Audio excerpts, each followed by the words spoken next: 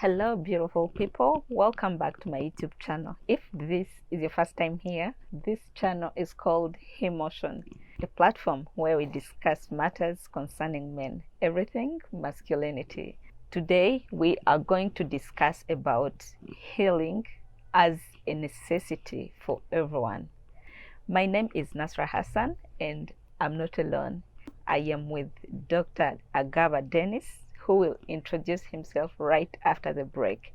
But before, you could also be part of this family by clicking the subscribe button, then hit the bell so that you do not miss anything each time we upload a new video. Don't go anywhere because we'll be right back.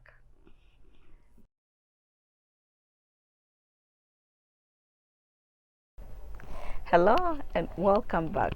As I told you, I'm not alone. I am with Dr. Denis Agaba. Dr. Denis, you're most welcome. Thank you very much, Nasra. Could you kindly introduce yourself? My name is Denis Agaba, and I am a medical doctor with a special interest in mental health.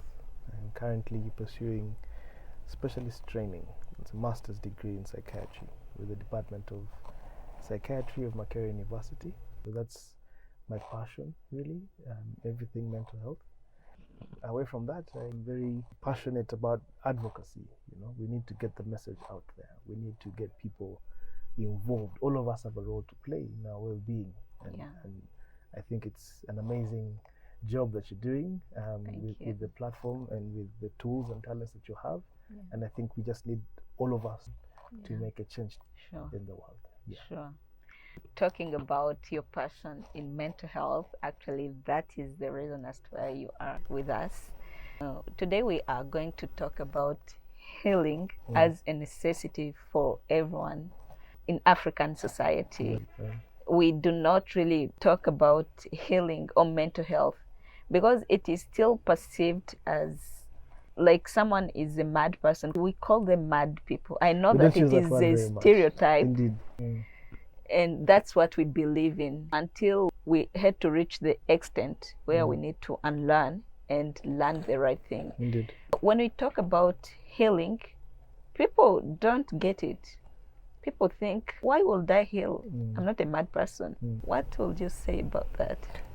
Very true. And this is a conversation I have many times with people that I engage with.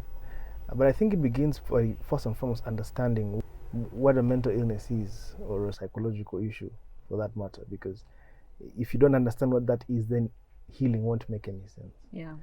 One of the professors used to say that for as long as you have a brain, then there's a high chance that you will have a mental illness, and that's the first predisposing factor. Many people believe that mental issues are for people from Europe, people from America. So it does not look at where people come from. This is something for everyone. For as long as you have a brain, you are bound to have some form of psychological issue, some form of illness. So unless you're saying that it's only the white people who have minds and brains, which I very much disagree with, then this cannot only be something for the white man. It's for all human beings and all people. We're all at risk and we all face these challenges. And therefore, there's need for us to find solutions around them. And when we talk about these issues, very much in a broad sense, it's not so much what the typical description is, like you've mentioned, someone who is hearing voices or saying things no one can exactly understand, or wandering around, maybe throwing stones. That's not the only description of mental illness. That's a form of mental illness in itself, but that may account for less than 10% of all mental illnesses. You can have a mental illness even when you're able to dress up in a tie and go to work every day. Even the way we are right now, maybe we are even one of them. That's about 90% of the people with mental illnesses will appear on the outside to be okay. But that doesn't mean that you're not having something that you need to deal with, or something that you need to heal from, to use your particular phrase. So the beginning point of this discussion really is to understand that there is need for us to heal because we have experienced one thing or the other that has affected us in the course of our lives. And there are many things that can affect us, right away from our childhood experiences. We have what we call traumas that we could have experienced. You know? And trauma is a very interesting thing because it doesn't have to be something that I experienced. It could be something that someone close to me has experienced. That can still account for a traumatic experience. You know, all of us, for example, during the COVID period, seeing many people die all over the world was a very traumatic experience for people. You know, just watching the news every day and seeing coffins being lined up, that in itself is a traumatic experience. You know, for example, a few years ago we had the genocide in Rwanda. And I know people back in my hometown who, you know, would see bodies being washed in the rivers. You know, and that in itself is a very traumatic experience. And things of that kind. And so there's definitely lots of traumas. Away from that, even in our own homes, you know, many of us grew up in the time when, you know, you are scolded and beaten and caned for every small thing. And in that sense, there's definitely, it does not leave you the same. You know? And all these things have an effect. You know? The people around you, what they say, affects us in different ways. Or again, our experiences, if I've lost a loved one, people who have lost their parents, people who have had to be separated from their families. We have a very big refugee community here for different reasons, you know. But all these are very traumatic experiences, you know, going through disappointment, heartbreaks. All these definitely have a way in which they affect us in one way or the other. Having lost property or had your business collapse, all these things that have been dear to us and have been taken away from us, all these things affect us in one way or the other. It means someone is not healing because you are mad. You are healing from the experiences that you went through in your past, in your childhood, even in your adulthood. A lot happens in the world and we get affected by them. It's for that reason that we have to heal. But we used to believe that men are hard, like men, you know, they are hard guys. It means you can bear every situation. Not healing or not taking any step of healing from all these things that you've talked about from our past.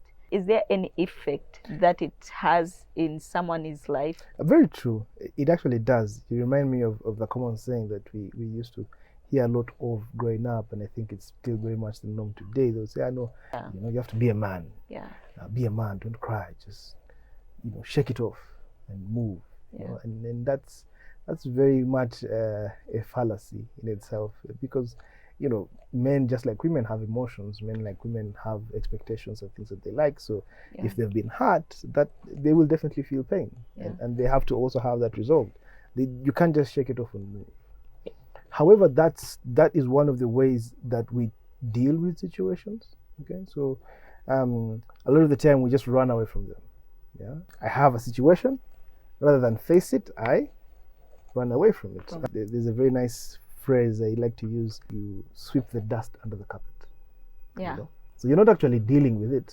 You're not getting it out of the house, just collecting it under the carpet. And the mind is very much like that. The mind stores all these experiences that we go through. The mind is like a huge net that just collects. One of the what we tend to refer to as the ego defense mechanism. So this is how the brain protects itself from certain situations that are not pleasant. One of the ways is what we call repression. You know, something happens and it's not nice or it's harmful, and we just choose to bury it in our subconscious. Okay? So it's still there. We just bury it. It doesn't go anywhere. It doesn't go. So regardless, the years have moved, but it's still there. So it's still there. And so we tend to just bury it and move on. Okay. So literally we've swept it under the carpet, and then we tell ourselves that it's gone. It's gone. But it's not really gone. We're just hiding it, you know. It's like covering it up. Okay. And you can do that for a while. And that's a lot of what happens for most of us. We repress all these particular situations and then pretend to move. But what happens is, as they accumulate over time, it gets harder. You know, just think about this carpet. You keep sweeping dust. It's going to get full at some point. And then what happens is that all that begins to spill over. You know, over time you find that you begin to have lots of different challenges coming up, and you can actually end up, reliving these things. So we have a particular condition that we refer to as post-traumatic stress disorder. That's a very extreme condition, but where people begin to relive experiences in their past. An example could be someone who was abused as a child, beaten, tortured, burnt, things of that kind. And then at some point can't sleep because every time they go to sleep, they're having dreams about what was happening at the time, or they keep getting flashbacks of things that happened. Again, all these are repressed memories that eventually come to the forefront. It can be the root of a lot of anxiety, because you're afraid that I may go back, or these things may catch up with me, as sometimes the term is used. And because one, they were never dealt with, they were simply, brushed under the carpet. We were told don't cry. We were told you have to be a big boy. And then you just keep moving. But all this is still waiting for you. It's still under the carpet, waiting one day to be dealt with. And if it's not dealt with, then it can explode.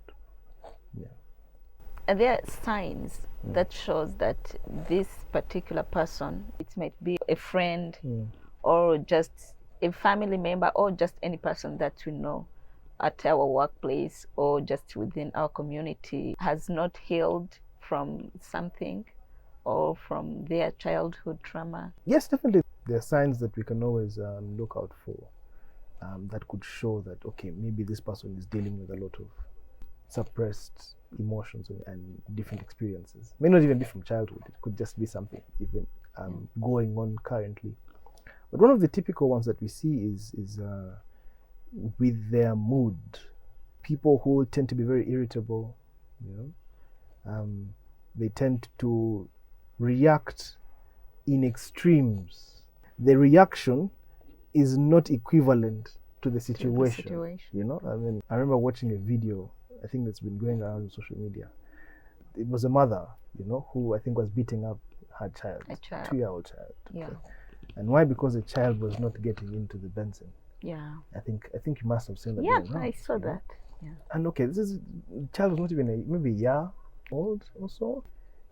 So okay, yes, maybe you're frustrated, but the reaction was just too extreme in comparison to the situation. Okay? When you notice that this person keeps exploding from very small situations, then it's possible that they're actually reacting to something a lot deeper within. So that's one of the things that you can look out for. The people's reactions to situations. It's very easy for them to get angry. And this can happen sometimes. You just say, this person has a bad temper. But maybe not just a bad temper. Maybe they're actually reacting to a lot more. So that's one way to look at that, people's reactions to situations. Another is their mood. So people tend to be very all over the place in terms of their mood. One moment the person is happy, next moment they're very, very sad.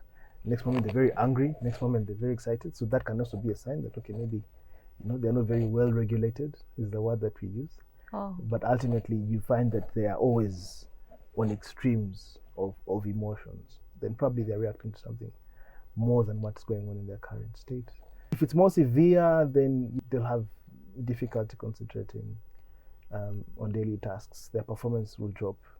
So if we're in the office and this is someone who reports every day, it's now a week and we've not seen a report from them. There's a chance they're dealing with something probably deep. Sometimes it could reflect themselves in the ways they relate with people. You might have noticed there's a lot of talk about people who can't commit for one reason or the other. They're always finding fault with every person that they meet and never really getting serious.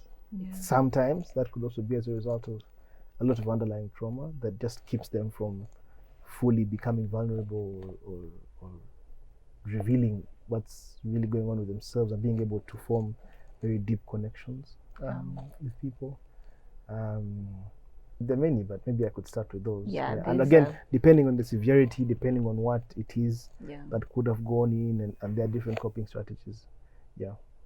Men in our society are not really seen as people who have emotions or people who can also go through things because we believe that men can always, they're okay. They're okay. Yeah. So, what piece of advice would you give to men in relation to healing? I think the first thing would be for us to understand that it's okay not to be okay. That's a phrase that we use a lot in mental illness. It's okay to be struggling with something. It's not a sign of weakness. For me to have an issue that I would like to be addressed. It's okay for me to express my emotions. Using my own example, I am married, and I always enjoy sitting with my wife at home and just telling her how my day was and what I found happy about it and what maybe hasn't gone well. If I had some expectations and they were not met, I'll let her know. And that's okay. That's not a sign of weakness. It's a sign that I'm a human being and that I fail sometimes. And you connect with your emotions. True. If I'm feeling something, then I should let it be known. It doesn't make me any stronger for me not to show it, yet I'm actually battling with it. Sure. The other is in line with that is when I express my emotions, then I can seek help. Someone can listen to what I have to say and they can give me advice. Maybe I'm in a situation and I don't know how to go about it. I'm stuck with the problem and I don't have a solution at the moment. Okay, so then reach out to someone who can help, seek advice, and share it. There's a very beautiful saying, that a problem that is shared is a problem that is halved. It's halfway the solution. Okay, so one, is important for us to share, to be honest. It's something very difficult sometimes for men. I remember once listening to a friend who made a very interesting observation. That you can have a group of men who are friends. They meet every week. They watch the soccer game. They'll buy each other a couple of beers every other day, but they do not know their names or what the other person does. If they have a family and how their family is doing. Very unlikely, Actually, this itself, it's going to be a topic that we need to discuss about another day. Because we tend to want to wear a face. We want to be very superficial about things. Our focus a lot is on whatever is going on in the world. In comparison to the ladies, you say when guys meet, they'll talk about politics, they'll talk about soccer, they'll talk about what's going on outside. Whereas ladies tend to talk more about what's going on inside. Because for her, her girlfriends will know everything. They'll know how she slept the night before. They'll know what she's worried about. They tend to be more in tune with their emotional side. And really, we need to balance it out. It's good to know about politics and about sports, but we also should be able to express what's going on inside of us. And to share our concerns, our worries, but even our joys, with the people around us, because we are very much a social people, and it's important for us to connect with society, even on a very deep and emotional level. And that's something we need to do a lot more, because that's one of the ways in which we actually heal. By talking about what we've experienced, we are actually healing. That's really step one. When you start the journey to healing is to open up. And real talk now, not soccer, not politics, not surface stuff. And it's very typical when you meet someone, you ask them how they are, without thinking they'll say, "Oh, I'm okay." I know. Men, I think this one you're going to take note, because really it's so common in It's happened a couple of times, even in the hospital. Someone comes to the hospital and they say, "Oh, how are you today?" "I'm fine." I think we need to be more intentional about what we're trying to communicate and the need to communicate. Of course, doesn't mean you should stand on the streets and tell the world what's going on. No, but you need to have people around you that you can actually share with. People that you can confide in.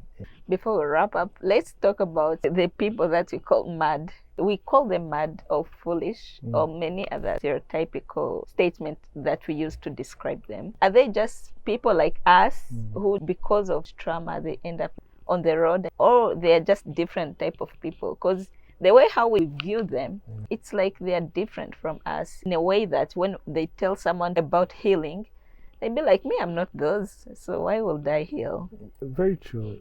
What you're describing is what we refer to as a psychosis. That's a particular condition they have. So they have an illness, they have a mental illness that is on what we call the psychotic spectrum, and there's a whole different number of small illnesses in there. But ideally, what we mean by a psychosis is they have a split from reality. So They are not able to see, perceive, and interact with the world like you and I do.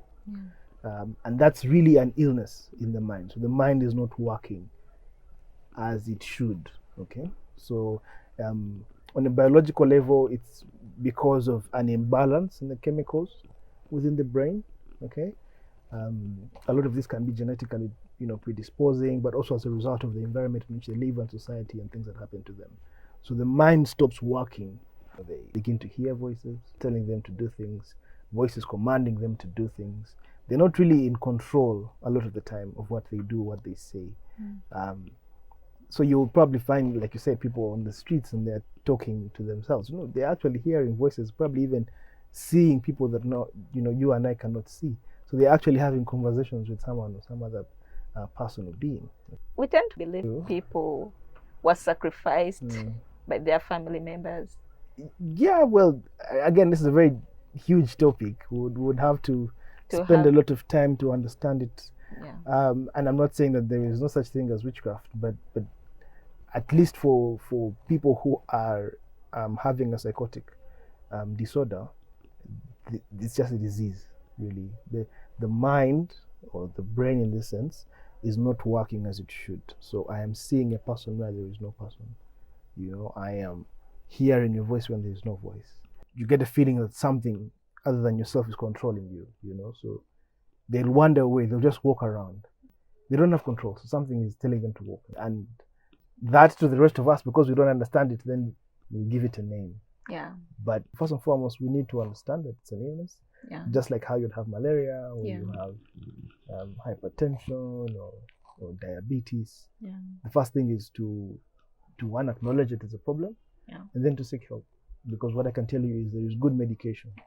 Many of them have eventually been brought to us, and with the right treatment, many of them are able to become functional again. Okay. To take away these voices, take away these things that they're saying, and then slowly they can be reintegrated into society and can become functional again. It's a problem, it's a disease, and it can be treated. So we need to seek treatment. We need to be our brother's keeper, and to bring them to the right places. Yeah, sure. This is a subject that we would need a lot more time to discuss, because it's a very interesting, very wide, very broad topic. Yeah. It's a mental illness. There is treatment. Yeah. We really need time to dive deeper into this in order for our community to really understand, because it is very important. And guys, this is all the time that we had for you today. Like everyone, I was also here to unlearn and to learn more things from Dr. Agaba. I hope this is going also to open up your mind and your eyes. So you can also be part of this discussion. Kindly leave the comment in the comment section below. From Emotion, we can't wait to see you in the next episode. But for now, it's a wrap. Bye-bye and stay blessed.